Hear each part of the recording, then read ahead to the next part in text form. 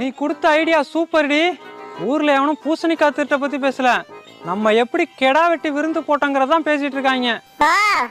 இதுதான் பூசணிக்காவை சோத்துல மறைக்கிற கதையா? இதுக்கு தான் இந்த ஐடியாவை கொடுத்தேன். ஐடியாவா?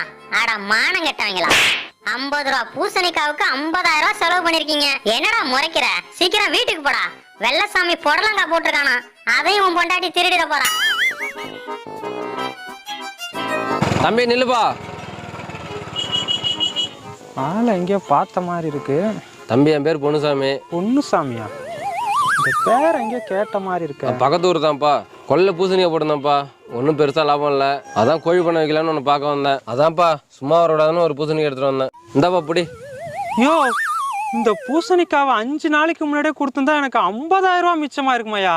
என்ன தம்பி சொல்ற? புரியலையே. யோ, அவன் வழி அவனுக்கு தான் தெரியும்.